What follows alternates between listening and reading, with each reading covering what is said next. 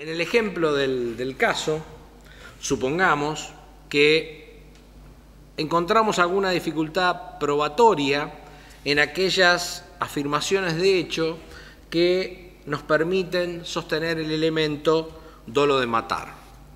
Y entonces, en este caso, o deberé conformar otras proposiciones fácticas que me permitan sostener el elemento dolo de matar, quizás deberé reforzar esta cuestión de que Juan tenía problemas con Pedro por la relación amorosa que tenía con Ana, o que había existido entre Juan y Pedro una discusión previa, o que había existido una pelea a golpes de puño. Estas proposiciones fácticas que podrían indicarme, si las acredito, en alguna medida una intención de matar en los disparos que Juan le hace a Pedro, quizás voy a tener que reforzar la acreditación de esas proposiciones fácticas con el entendimiento que no son proposiciones fácticas tan fuertes en el sentido de que acrediten de manera tan directa el elemento dolo de matar como lo hacía la proposición fáctica.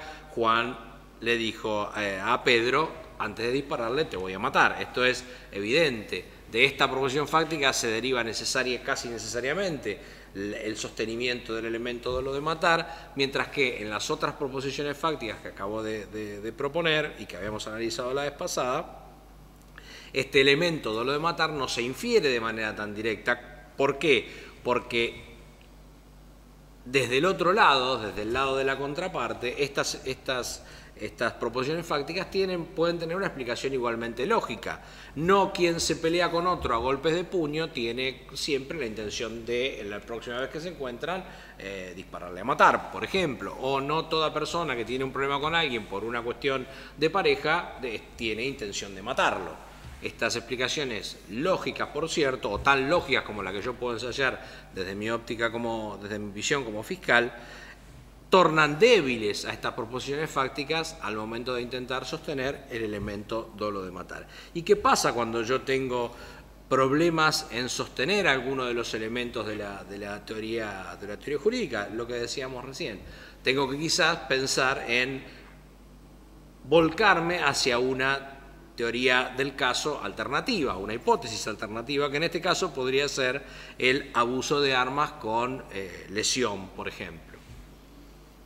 En este caso, ante una debilidad de mi teoría inicial, debilidad que quizás no es una debilidad probatoria, sino que es una debilidad estructural, porque no puedo acreditar alguno de los elementos de la teoría jurídica, me vuelco por una hipótesis alternativa que me permite, sí, quizás manejarme con elementos que puedo sostener. Pensemos, por ejemplo, en el abuso de arma con lesión, que se me ocurría como una hipótesis alternativa en el caso del fiscal.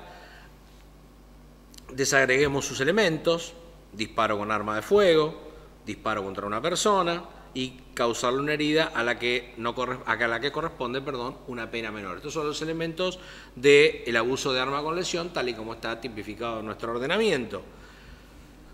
¿Qué proposiciones fácticas se me ocurre o afirmaciones de hecho se me ocurre realizar para sostener estos elementos? Juan le disparó a Pedro con un arma de fuego, lo hizo en 3 oportunidades, los disparos le causaron a Pedro lesiones que lo inhabilitaron para el trabajo por un tiempo menor a 30 días. Estas proposiciones fácticas, que son de muy simple probanza, porque son pruebas casi objetivas, con los certificados médicos prácticamente tengo probadas estas tres circunstancias, los 3 disparos, los lugares donde le impactaron y el tiempo de la incapacidad, me van a permitir sostener, si las acredito, insisto, con una prueba que parece de simple obtención, estos elementos, los elementos de esta otra teoría jurídica alternativa, con lo cual quizás esté en un plano de mayor seguridad o de mayor firmeza pisando con esta segunda hipótesis.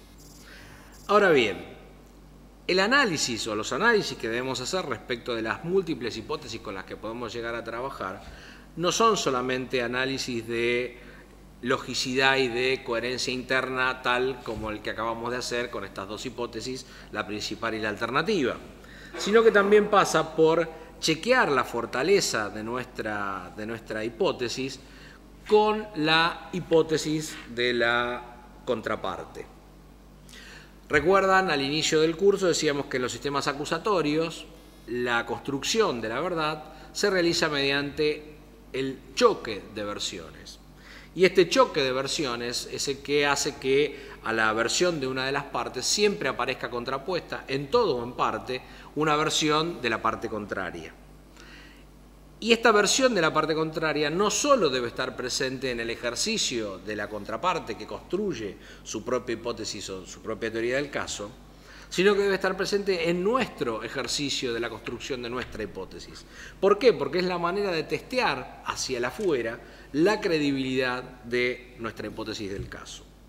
En la medida en que imaginemos o proyectemos qué teoría del caso puede sostener nuestra contraparte, vamos a darle fortaleza a nuestra teoría del caso, testeándola de manera constante con la teoría de la contraparte.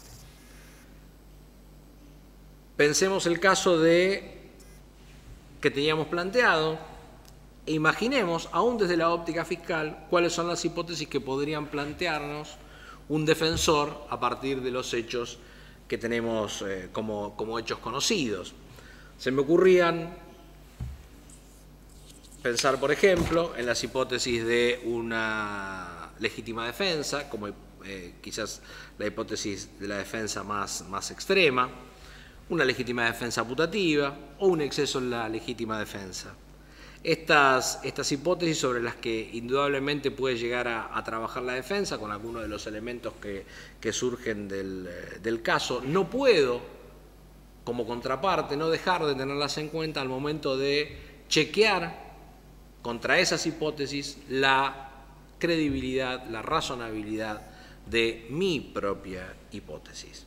Esta es la forma de ir confrontando de la mejor manera posible aquello que voy a intentar llevar a el testeo máximo que uno espera de su caso, que es el marco de un juicio oral.